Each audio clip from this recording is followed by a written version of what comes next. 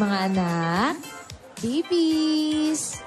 Naku, excited na kami makita kayo ng daddy nyo tsaka ng mga lola. Sandali na lang, babies. Ay, teka lang magulo pala yung buhok ko. Teka lang. Bakit plancha na yun nandito? Yung sukla yun nandito ko Teka lang, bakit nag-iba na yung ayos ng bahay? Yung dining table nandun kahapon, tapos nandito na. Ano nangyari? Yung mga pictures, bakit ganito? Iso pa, yung table, yung center table, wala na sa center. Ano ba ito yung mga upuan? Ano nangyari? Sumotres. Ano ba kami? Sa atin daw! Yung kusina, yung, ano ba yun? Lola? Lola, hindi ko naman kayang bitbitin to. Wala naman si Alden. Diyos ko naman. Nagbago yung ayos ng bahay. Mga payong, yung plancha nandito. Nga. Plancha sa buhok.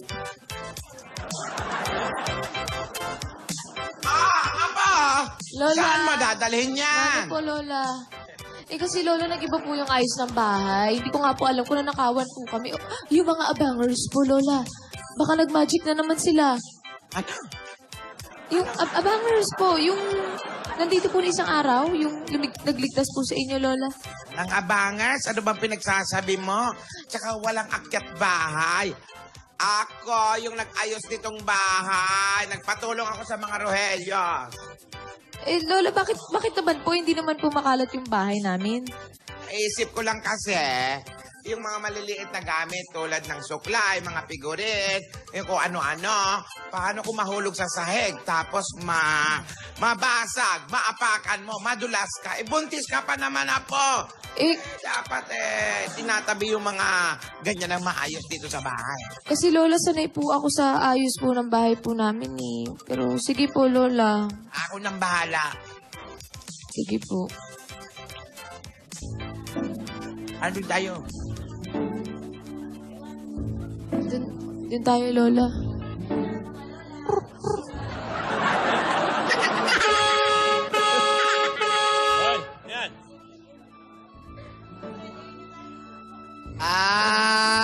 Nak. Lola. Electric pan yung pinindot. Hindi tayo nakita. Dora! Happy birthday Ano po, to you. Ay, iha. We're here! Ayan, Ay, eh. nako ate, nabili na namin yung mga fruits and vegetables ng apo natin. Oo, yung ibang fruits medyo mabaho. Oo.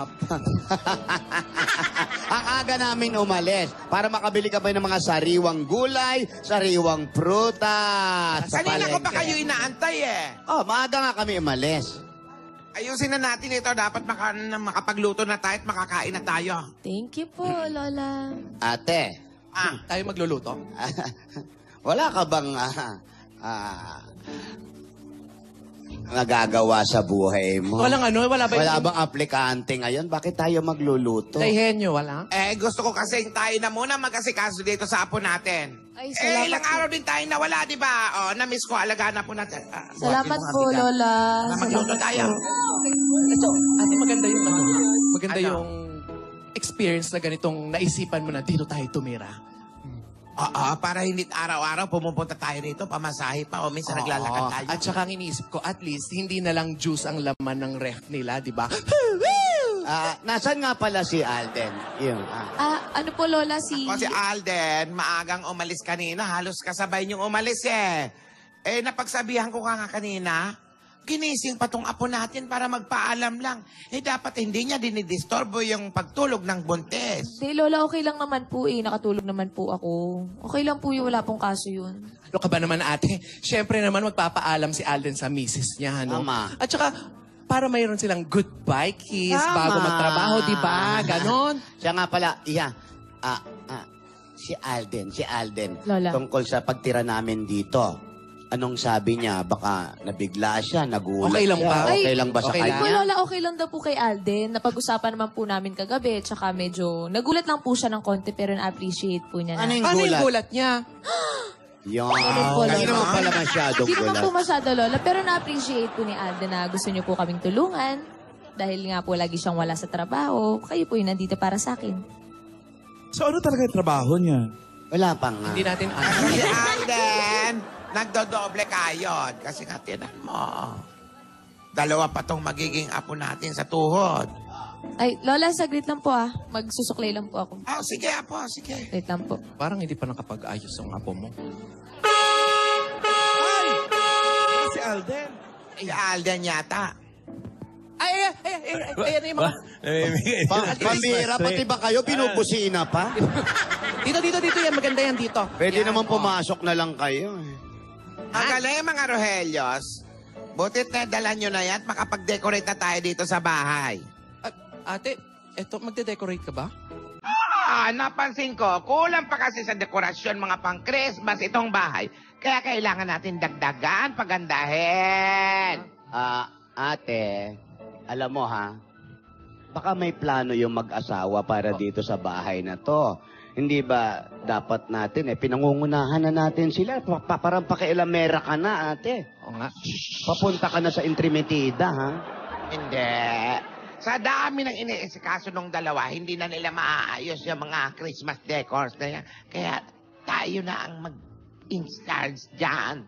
Nako, kayo magdekorasyon dyan. Ako, nagpapaalala lang ako sa'yo. Yung apo natin may sariling buhay yan. Tapos nakikialam tayo rito. Ako na lang magluluto at nagugutom na ako. Ha? Ako na maghahanda nito. Bahala kayo dyan. Sige na nga. Alika na, ate. Alika na. Mag-decorate na tayo. Sige. Pampasko ito. Asan yung mga... Kaya, tumulong kaya.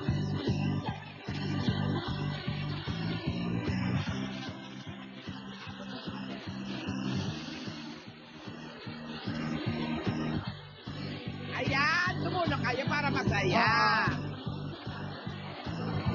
Yung sila ni Christmas tree ate.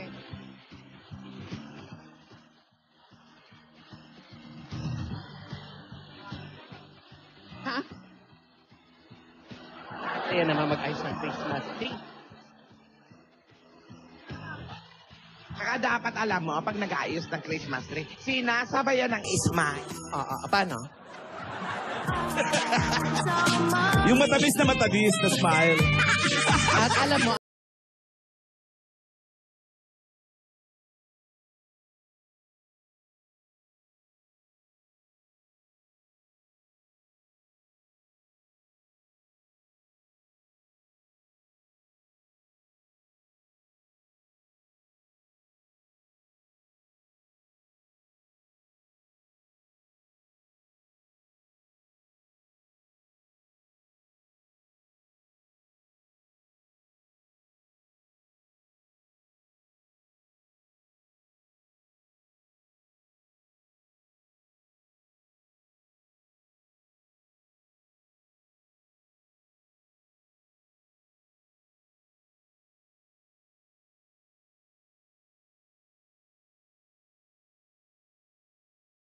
Alam mo, regalo na lang ang May kulang.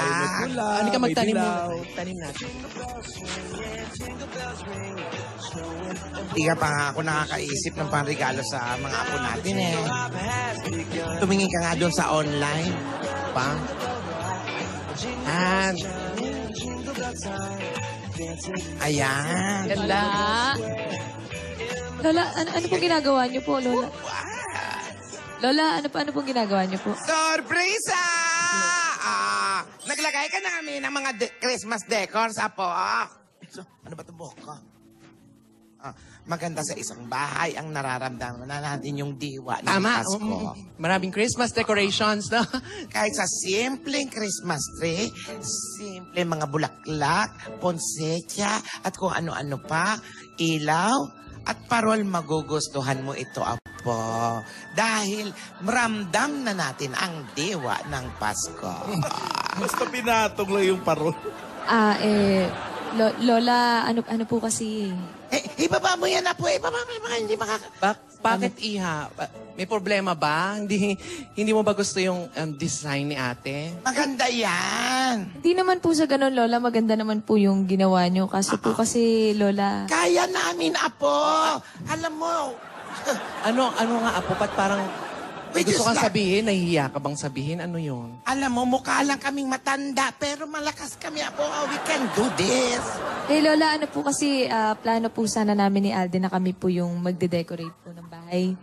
Kasi gusto po sana namin na gawin siyang tradisyon. Kada Pasko po, Lola. Ayun po. Ganun ba? Pero maganda naman po, Lola, yung ginawa niyo. Okay naman po. Ay, alina kayo. At dala ko ang sarap ng niluto ko. Magugustuhan niyo mga, ang sarap. Merong spaghetti, parang Pasko na. Nagagandahan kayo sa akin, ha? Hindi niyo ako pinapansin. Ano, patay na ba ako? Nakikita niyo ba ako? Anong nangyari sa inyo? May problema ba? Kasi parang Bakit? nagsimula na kasi kami mag-decorate ni ate. Oh. Plano pala nilang mag-asawa na silang mag-decorate. Yan ang sinasabi ko. Taas ha? Take two mo ngayon. Masyado, yan ang sinasabi ko. Masyado tayo nagiging intrimitida. Pinapasok na natin yung personal pati desisyon nito mga bata na to. Hindi natin bahay to, nakikitira lang tayo, ate. Hindi tama yung pati pagdekorasyon ng bahay, pati paghikab ng mga bata, pagpapaalam, pinapasok natin. Ay, naku, ewan ko, ha? Kung ako yan, ako si yung apo ko, masasaktan ako. Hindi pwede yung nakikialam sa buhay natin. Hindi Ay, naku. naman sa nangingialam or nangunguna. Pwede namang dali lang naman yung solusyon. Dali. Ay, Lola naman. O, tignan mo yung, Wala na. tignan mo yung ginagawa mo. Ikaw pa yung... Wala Naku, masamang pakaugalian yan. Ikaw pa yung may gana magdabog. Wala. Ikaw na nga to. Babalik lang naman eh. Lola Malayo naman kasi eh. yung lalagyan. Hindi ko abot. Ano ba yan? Tayo na nakikitira, tayo pa makikisama. Ano ba naman? Lola, maganda naman po yung ginawa niyo. Kasi naman yung Christmas tree, ginawang street food, tusok-tusok. Lola, maganda naman eh. Ito lang po yung mga nabili po namin ni Alden kahit idadagdag na lang po namin. Oo, maganda nga. Ay, naku. Lola, hayaan nyo na po. Okay na po, Lola. Katampo. Eh, maligpit mo nga. Lola, maganda naman eh. Ate, hiniram lang natin yun sa kapitbahay. Sorry, ayusin. Hindi atin yan. Pasensya ka na po.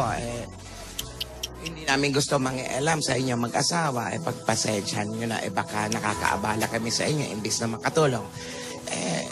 Lola naman, alam niyo naman po na kahit kailan hindi naman po kayo naging abala sa amin eh. Saka ito pong mga ginagawa niyo po. Lola, na-appreciate naman po namin ni Alden kasi alam naman po namin na para sa amin din po yun. Lola, wag na po kayong magalit. Lola. Oh, Hello! Ano ko, Rogelio? Wala naman eh.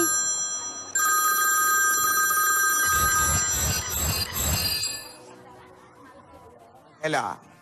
Wala kami sa mansion. Andito kami sa bahay ng apo ko. Na kami mga ilang buwan. Mga ilang buwan dapat. Pero baka umuwi na lang ako. Lola, wag na po kayo magtampo. Liligpit ko lang yung 3 damit ko. Aalis na ako. 3 buwan, 3 damit. Ay, naku, ang hirap talaga ng gano'n, no? Yung bumukod yung tao, tapos... tsaka may mga ano talaga pag Pasko, yung sila gustong nag-ano ng Oo, Christmas tree. maramdaman mo yung spirit. May konti. Well, alamin natin Nagkaka-conflict ng konti. Ano, si Gingging kaya? Oo, alam Buti na pa si rin ang Gingging, conflict kay Gingging. Si Gingging, hindi nga natin alam kung anong pamilya nagmula yan. Hindi natin alam. Talaga ba? Sumipot na lang, hindi ba? Alamin natin, Ging! Gingging? Pa! Ano balita? Nagkakatampuhan na, ah. Kamusta issue dyan? Hindi lang po nagkakatampuhan. Matinding tampuhan na po itong nangyayari. Tumira nga sila rito nang walang paalam man lang kay Alden. Natural magugulat yung bata. Ito naman kasing si Lola ni Dora at si Tidora.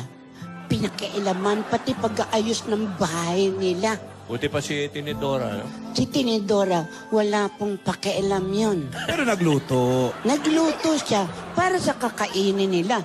pero hindi mangingialam sa mga bagay na hindi dapat pagimasukan sa mga taong nakatira sa tahanan na tinitiran ng 2 kamay, 2 paa, 1 ulo. Pero mga kaibigan, masakit sa bawat isa. Masakit kay Lola na nagmamalasakit sa kanyang apo. Masakit din kay Maine na hindi naman nagsalita ng masakit sa kanyang lola pero naramdaman niya na hindi dapat pagmasukan ang mga bagay na ito. Isang malungkot na Pasko kaya po ang nangyari sa mga lola. Hindi natin alam baka dito na sila mag-iwa-iwalay dahil sa Christmas tree na hiniram sa kapitbahay. Talaga ba? Pero mga kaibigan, sana po maging maayos ang lahat dahil ang araw ng Pasko ay araw ng pag-iisa at pagmamahalan sa buong mundo. Ito po si Helen. Ay, uploaded ka, Ging, ha? Sino ka? Helen. Para sa lovingly yours, Gingging. Ganda. Salamat, Gingging. Apo. Naku. Cute na ako. Cute na cute. Thank you. Foreground. Yan. Yan. May foreground. Ano nga kaya mangyayari ngayong katampuhan pa si Lola ni Dora at ang apo niya? Naku naman. Bukas, itutuloy natin ang kwento dito sa Kalye Serye. Okay, more saya at more surpresa pa. Ang hatid namin, lahat ng yan mangyayari sa pagbabalik ng Team